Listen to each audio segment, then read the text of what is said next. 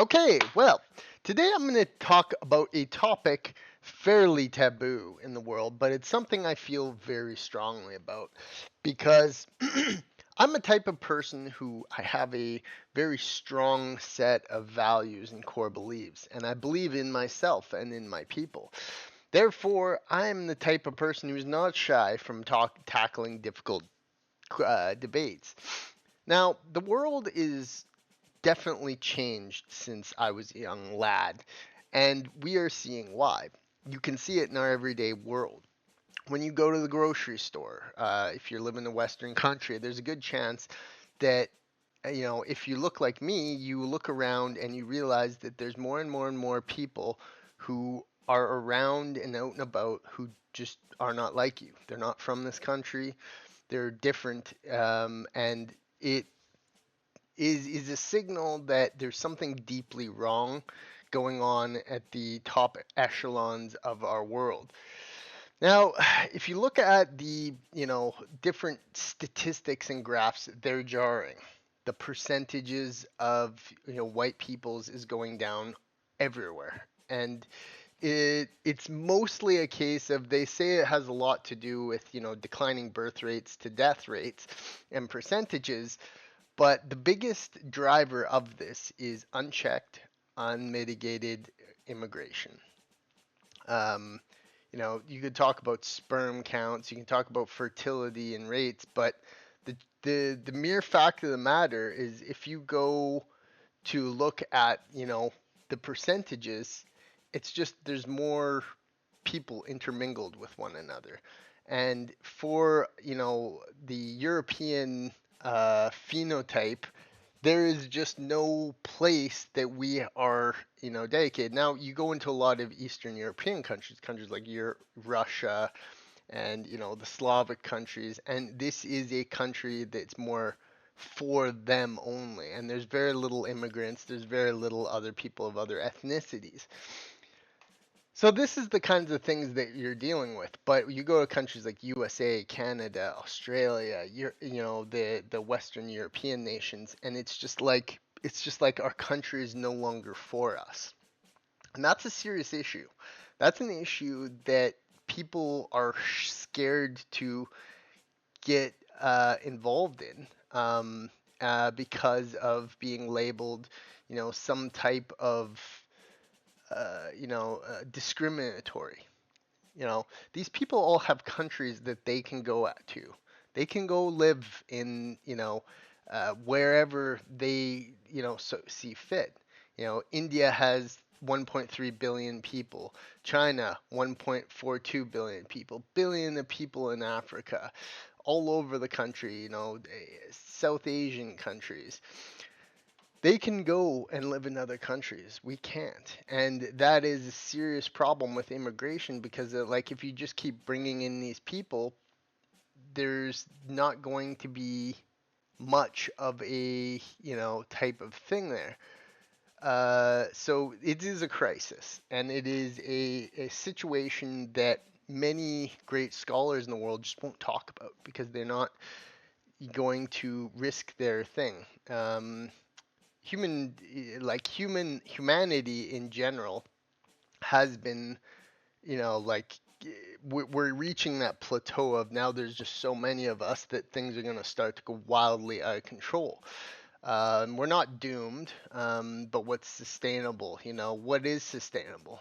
Is anybody keeping a check on the fact of making sure that people of a certain heritage in a certain country like Canada or Australia or, London, or that is their rates that? No, they don't care. They let the percentages of us go way down, and they don't care about anything. So I mean, it's deeply, deeply upsetting and annoying, and I wish that people would talk about this on a more serious level, because the immigration crisis in the world is going crazy. People being forcibly, look at this AI overview. The global immigration crisis refers to increasing number of people forcibly displaced from their home. Why should we care if there's conflict going on in Sudan, or forcing them to be displaced from their countries, why should we just let them into our countries for no reason?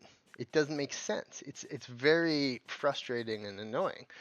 Uh, for the amount of people forces, one, two, three, two, why do those people have to be displaced? Why do people have to, concern themselves with Palestine? That's their problem. Let them deal with it. Why do we have to be the stewards of this world when we're the ones being slowly replaced? And it's like the humanitarianness in us. A level of empathy that just is destroying our solidarity. So addressing the contra things, they're not going to address it. Trump said in the United Nations speech, he's like, yeah, the UN is paying for these people to come to our countries. For why? For what reason? If you want to, uh, you know, in Syria and that, why let these people into our countries if Syria is a war-torn zone? Why? To give them a better life so that they can have all of our country for themselves? Isn't that like a just total, a complete and utter thing? And it all goes back to this globalist agenda. It is. It is a globalist agenda. They're trying to erase a certain level of power in the world that has existed forever. And why? You really got to ask yourself why. Why would they do that? 2030 agenda, youth report. They let them all into our countries, war, food, and energy crises. And that is the truth of the agenda, the globalist agenda. You keep hearing that word, but what is it? Well, it's certainly to remove any sense of identity in Western nations. It's taking away from our own, you know, identity and our national pride.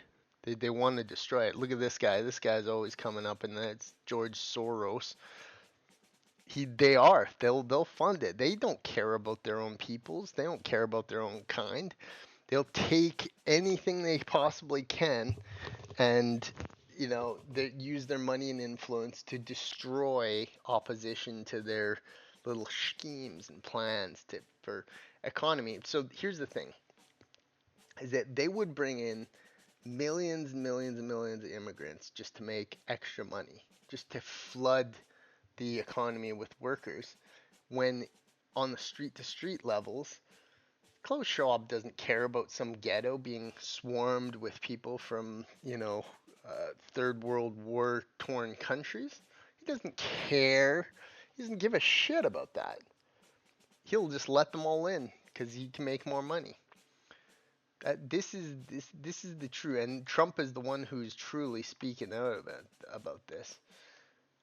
Is the globalist agenda? They want to just take, uh, you know, uh, mass deportations are needed. I've said this so many times. We just have to band together and become one.